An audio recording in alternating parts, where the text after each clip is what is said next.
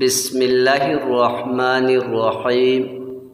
حضرت سیدنا عمر ابن خطاب رضی اللہ تعالی عنہ جمعہ کے دن خطبہ کے لیے کھڑے ہوئے، اللہ تعالیٰ کی حمد و ثنا بیان کی، پھر کہا، لوگو تم دو ایسے پودے کھاتے ہو جو میرے نزدیک خبیث ہیں، ایک لہسن،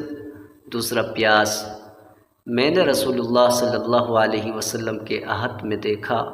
کہ جس شخص کے منہ سے ان کی بو آتی اس کا ہاتھ پکڑ کر بقیع تک لے جا کر چھوڑا جاتا، تو جس کو لہسن پیاز کھانا ہی ہو وہ انہیں پکا کر ان کی بو مار دے۔ وضاحت یعنی کچا نہ کھائے، چونکہ کچے میں بو ہوتی ہے، پکانے سے بو کم ہو جاتی ہے یا بالکل ختم ہو جاتی ہے۔ گرچہ پیاز اور لہسن حرام نہیں ہے، مگر رسول اکرم صلی اللہ علیہ وسلم ان کو برا جانتے تھے اور نہیں کھاتے تھے،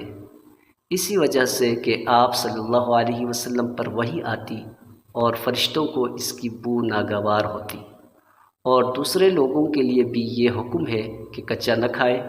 اگر کچا کھائیں تو ان کو کھا کر مسجد میں نہ جائیں تاکہ دوسرے مسلمانوں کو تکلیف نہ ہو۔ سنن ابن ماجہ حدیث نمبر 3363۔